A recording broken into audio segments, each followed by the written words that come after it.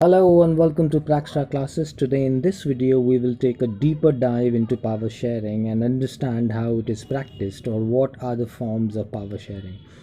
Let us begin with the definition of this term as this will help us understand it better. Power sharing is a term used to describe a system of governance in which all major segments of the society are provided a permanent share of power.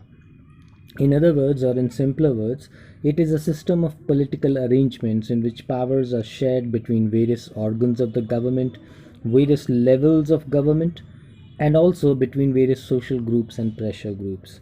Now, let's understand what these social groups and pressure groups are. Social groups Hindi में इनको सामाजिक संगठन बोला जाएगा और social groups are generally based on religion और language, यानी कि इनको भाषा या फिर धर्म के आधार पे जो ग्रुप्स बनाए जाते हैं या जो ग्रुप्स बनते हैं उनको सोशल ग्रुप्स बोला जाता है.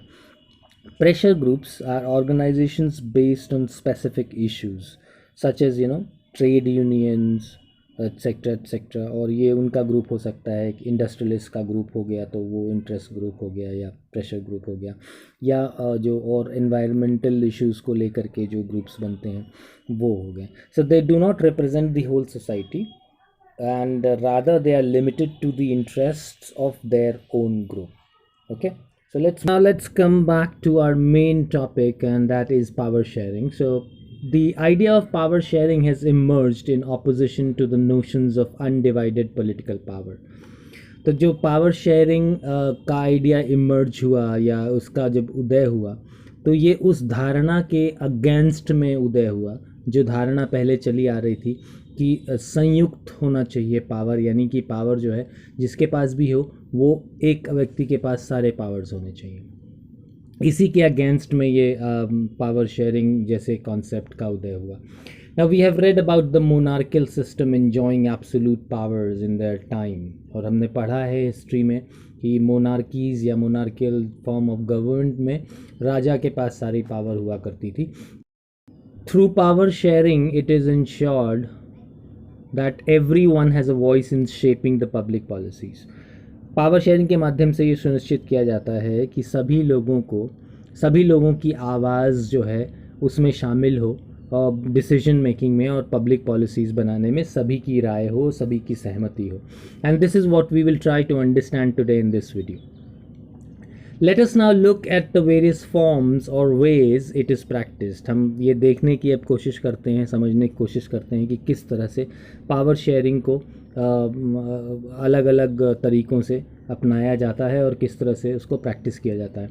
सो पहला तरीका जो है वो हॉरिजॉन्टल पावर शेयरिंग का है. The first let's look at horizontal power sharing. Now this is the most common form of power sharing and it can be seen in almost all the democratic nations of the world.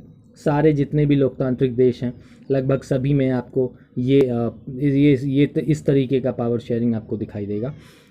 In this form the powers are divided amongst various organs of the government which are at the same level such as the judiciary, legislature and executive. तो इस प्रकार की जो system है या इस प्रकार का जो हॉरिजॉन्टल पावर शेयरिंग का सिस्टम है इसमें जो है सरकार की जो पावर्स होती हैं उसको डिवाइड किया जाता है 3 ऑर्गन्स में या सरकार के 3 अंगों में, और जिसमें कि जुडिशरी, लेजिस्लेचर और एग्जीक्यूटिव आते हैं. Different functions of the government are assigned to different organs, और जो सरकार के जो फंक्शंस हैं, जो पावर्स हैं अलग अलग, वो अलग अलग ऑर्गेनाइजेशंस में डिवाइड किए जाते हैं. It therefore ensures that none of the organs can exercise unlimited powers. Each organ checks the other resulting into balance of power. This system is also referred to as system of checks and balances. और ये चीज़ सुनिश्चित करता है, ये division of power इस तरह से जो किया जाता है कि कोई भी ऑर्गेनाइजेशन के पास अनलिमिटेड पावर ना हो और वो एक दूसरे को चेक कर सके, resulting into balance of power, और इससे जो है बैलेंस ऑफ पावर भी क्रिएट होता है. इसीलिए इस सिस्टम का एक और नाम है और वो है system of checks and balances.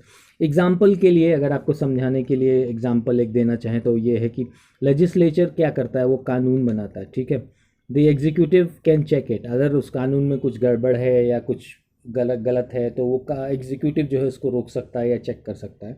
और या उस पर सवाल खड़े कर सकता है। And further the judiciary can also question it, और जो जुडिशल सिस्टम है वो भी इसको क्वेश्चन कर सकता है कि नहीं भाई ये कानून सही नहीं है, इस कानून में कुछ बदलाव कीजिए या इस कानून को रद्द कर दीजिए। That is how the various organs of government function. Another quite common form of power sharing is the vertical power sharing, in which the powers are shared vertically between various levels or tiers of government, such as the central government and the state government, and further to more lower levels like municipality or panchayats. एक दूसरा जो system है power sharing का, जिस तरीके से share किया जाता है, वो है वर्टिकल, यानी स्तर के हिसाब से वर्टिकल पावर शेयरिंग। और इसमें केंद्र सरकार और राज्य सरकार और उसके नीचे लेवल के जो गवर्नमेंट्स होते हैं उनमें पावर्स को शेयर किया जाता है। एग्ज़ाम्पल के लिए जो पावर्स हैं वो डिवाइड किए जाते हैं इस आधार पे कि कौन से पावर्स जो नेशनल इम्पोर्टेंस के हैं और कौन से स्टेट लेवल के इम्पोर्टेंस में हैं। तो नेशनल इम्पोर्टेंस के मैटर्स हैं कुछ, जैसे करेंसी या टेलीकम्युनिकेशंस या एक्सटर्नल सिक्योरिटी, इनके पावर्स जो है वो केंद्र सरकार के पास रहते हैं। और जो लोकल इम्पोर्टेंस के मैटर्स हैं जैसे कि लॉ एंड ऑर्डर या हेल्थ या एजुकेशन, ये स्टेट गवर्नमेंट को दे दिया जाता है। उसी तरीके से म्यूनिसिपैलिटी और पंचायत को भी अलग अलग पावर्स दिए जाते हैं। This is also known as federal division of power. Now, powers may also be shared among different social groups, such as the religious and the linguistic groups. This is done through various ways, which have been defined in the Constitution. The provision of reservation in government and administration for the weaker sections of the society and women ensures a space for them as well. Some sections get represented through nominations made by the president, such as the Anglo-Indian community. तो महिलाओं के लिए और जो weaker sections of the society हैं उनको भी proper share मिले पावर शेयरिंग में, और डिसीजन मेकिंग में उनको फेयर शेयर मिले, इसलिए इनको रिजर्वेशंस जैसा प्रावधान किया गया है कॉन्स्टिट्यूशन में, ताकि इनको भी स्थान मिल सके डिसीजन मेकिंग में। Power sharing arrangements are also visible between political parties in a democratic setup. As political parties compete with each other and people have the freedom to choose their leaders, this many times results into a change of governments or those in power or parties in the government.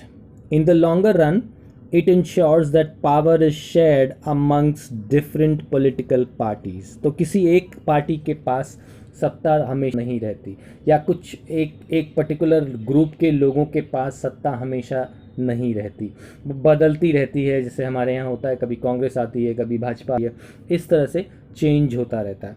तो ये power sharing का ही एक स्वरूप है, और इसके through जो है पॉलिटिकल पार्टीज़ के बीच में भी पावर शेयर होता है। एक और बड़ा अच्छा एग्जाम्पल हमारे सामने आता है पावर शेयरिंग का पॉलिटिकल पार्टीज़ के बीच में, और वो है जब हम ये देखते हैं कभी कभी पॉलिटिकल पार्टीज़, 2-3 पॉलिटिकल पार्टीज़ मिल करके कोalition गवर्नमेंट्स बनाती हैं।